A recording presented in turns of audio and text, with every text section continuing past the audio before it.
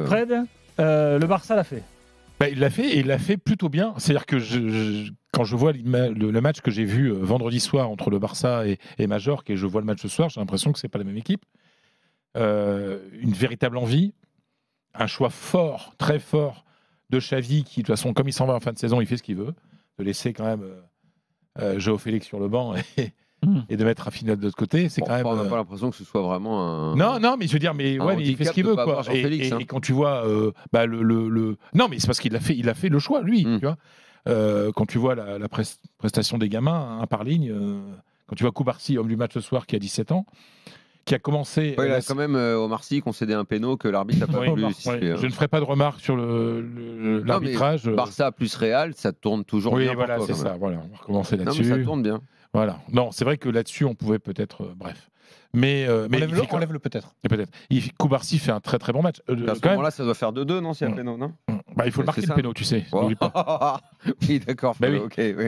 Pau Koubarsi je sais qu'il faut a commencé la saison en jouant le mondial des moins de 17 ans et il va sûrement la finir titulaire dans l'équipe d'Espagne. Voilà. Je sais que tu parles souvent des jeunes le lundi soir. Dans mais là, ce soir, c'est quand même. Bon, le premier but, c'est Fermin.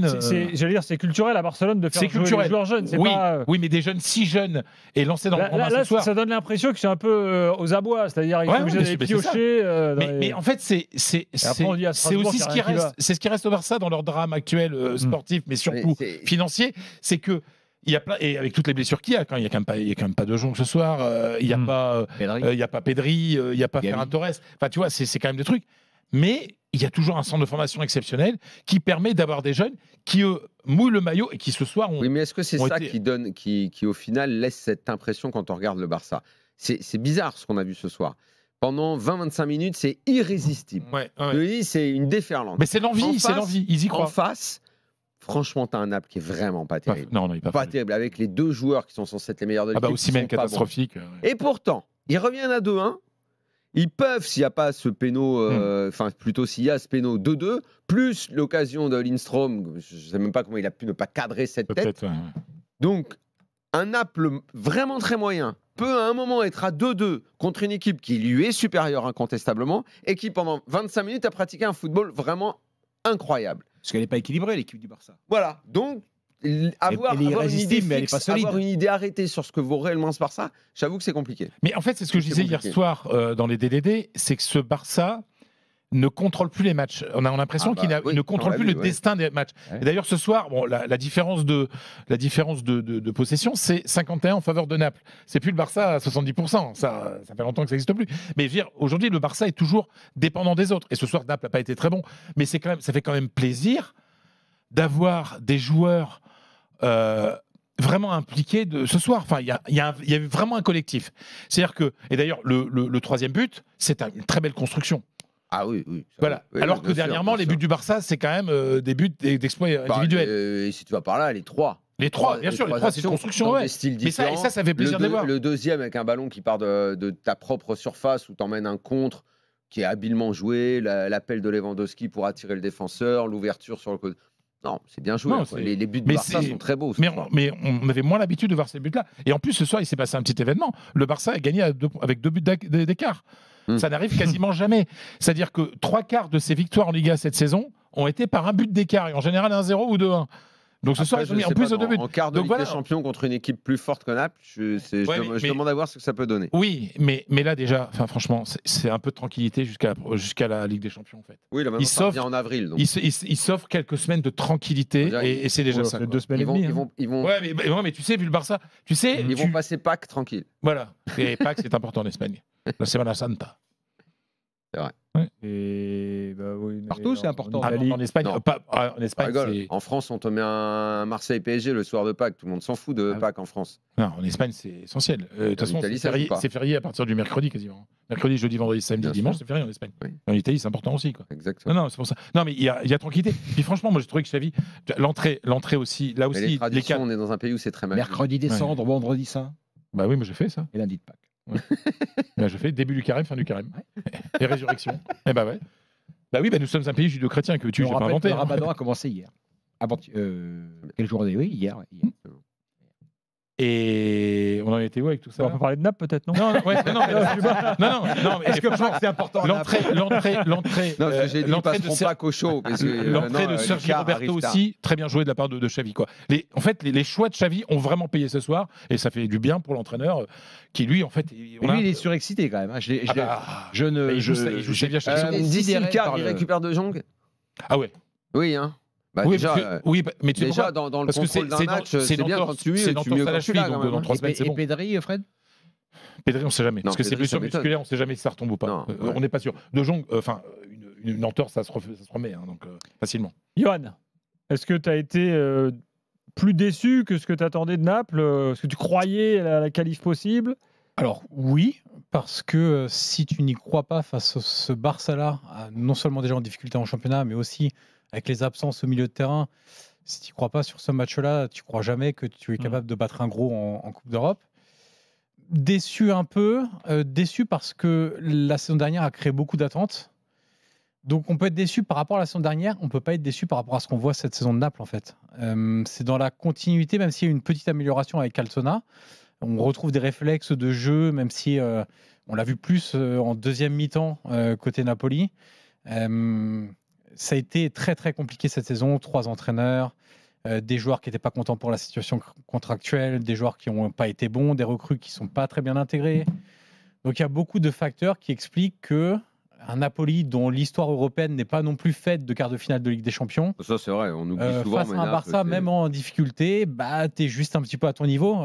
Je pense que tu prends l'équipe de l'année dernière face à ce Barça-là. Oui. Je demande à voir le match.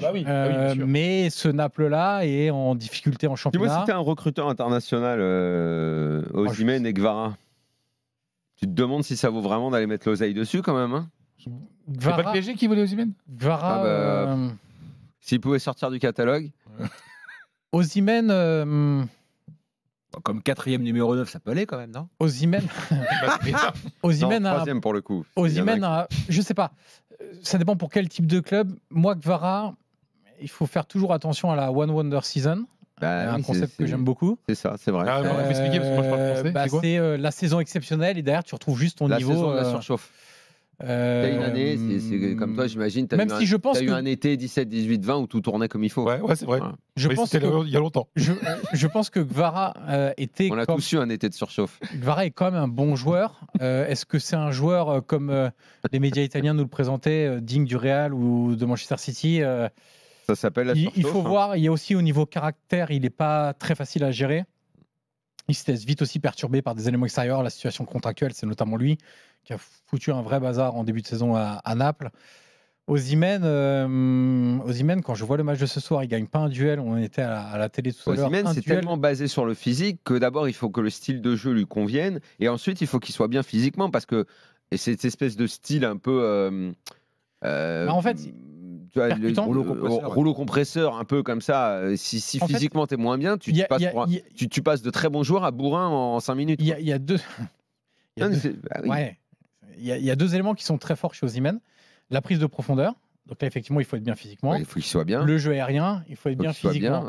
Dans la liaison avec les autres, dans le jeu dos au but. Il a plus, c'est le côté technique. Il est plus en difficulté. Et tous les départs, parce que j'ai bien compris à un moment, ils le font souvent Naples, en 1-2 touches, essayer de le trouver dans la profondeur et partir à la limite du hors-jeu. Mais s'il n'est pas lucide, et ce soir il est tout le temps hors-jeu, et ça devient pénible. Donc les individualités n'ont pas porté le Napoli dans un collectif qui a été en très grande difficulté en première partie de match. Et là où ça a été décevant, c'est que tu as eu la compie conforme du match aller, sans avoir eu l'impression qu'ils avaient prévu des contre-mesures au pressing du Barça. C'est-à-dire que Lobotka est essentiel dans la sortie de balle du Napoli. Une fois que tu le prends en individuel ou à deux et que tu bloques tout son rayon d'action et ses espaces, se retourner, feinter, etc., tu te retrouves bloqué, donc tu allonges le jeu. Mais si tu as Osimhen qui n'est pas en forme et qui perd tous ses duels aériens, tu rends le ballon à l'adversaire. Si tu prends des passes plus risquées, des joueurs comme Juan Jesus, Mario Rui, Rachmani, ce n'est pas des joueurs de quart de finale de Ligue des Champions. On a tendance à oublier que Spalletti, ce qu'il a fait derrière, c'est extraordinaire. Mais vraiment parce qu'il avait des joueurs, pour beaucoup, moyens. Il a des joueurs majeurs, Gvara, Osimhen, on l'a expliqué. Mais vous prenez Oliveira, Mario Rui, Rachmani, Juan Jesus, même le petit Nathan brésilien qui n'a pas joué ce soir, mais qui peut jouer Lobotka, Anguissa, à mettre Traoré, c'est pas des cracks en fait. En matière de surchauffe, Anguissa l'année dernière aussi, il a fait une saison malade. Ouais. Et là, je le trouve là, il est moins bien. Il est revenu à son niveau. En fait, c'est un pavillon témoin de mauvaise gestion, en fait, ce club. Parce que c'est De Laurentiis. T'es champion. Derrière, les entraîneurs qui se succèdent, ils sont tous nuls les uns après les autres. Il y a des éléments culturels déjà. Les clubs du sud de l'Italie, en termes de stabilité, il pète un plomb tous les 3 jours. Mais ça, tu le savais même avant. Mais je pense qu'il faut plus retenir le concept. Il a raison. Il y a le concept de la surchauffe. Il y a des gars qui ont été. Moi, honnêtement, l'année dernière, je voyais Jean Anguissa. Je dis putain, mais c'est pas possible. Je vais me gourer à ce point-là.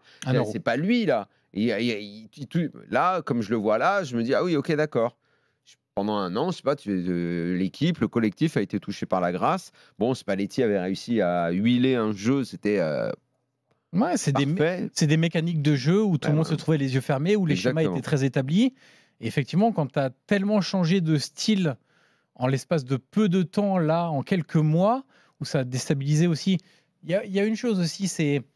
Alors, je ne sais pas si c'est la confiance, mais l'aspect repère que tu as cassé totalement cet été. Donc, ça devient difficile. Tu as l'impression que tu es reparti sur un projet avec les mêmes joueurs en espérant que tous tes changements aboutiraient à la même chose. Alors que tu as changé tellement de choses qui fonctionnaient avec Spalletti que c'était impossible. Donc, ce Naples-là, il va sans doute avoir déçu un peu ses supporters. Mais les supporters qui ont vu tous les matchs cette saison du Napoli, et je ne sais pas si on regarde du Napoli, mais je les ai vus. Surpris. Tu ne peux pas être ni trop déçu, ni leur en vouloir à mort parce qu'ils n'ont pas réussi à renverser le Barça. Tu sais quoi, pendant la quinzaine où il n'y a pas les matchs, là, reviens avec l'idée. Je pense qu'on va rigoler. Des équipes qui ont fait une saison avec des mecs qui ont été incroyables. Tiens, je te prends un joueur. On en avait parlé une fois. On s'est dit qu'on devrait le faire. Le Leicester qui avait fait un quart de finale avec le Montpellier 2012. Tu regardes les joueurs, leur carrière. Et même des joueurs. Moussasso avec Lille. Moi, je me souviens de Federico Fazio qui fait demi-finale de Ligue des Champions avec la Roma. Vous vous souvenez du défenseur argentin? Il marque pas dans le match contre le Barça là Non, c'est Manolas qui marque. Ah oui, je confonds avec Manolas. Le but de qualification sur Manolas. Et Fazio fait une saison exceptionnelle. Il était pas bon avant, et après il était pas bon. Mais il a fait une saison où il était dans le top 10 des défenseurs italiens. C'est comme ça. Comme Marvin Martin, quoi. C'est comment la saison machin en anglais quand tu dis One Wonder Season. Bon, allez, rien à rajouter, Fred. Je sais pas s'il a fait la saison complète. Simplement que ma Wonder Season, c'était il y a 30 ans à New York, une semaine de folie. J'étais en train de réfléchir. C'est ton bouquin. Ouais, c'est un peu ça. Ouais. Salut Fred, merci. Adios. Salut Johan.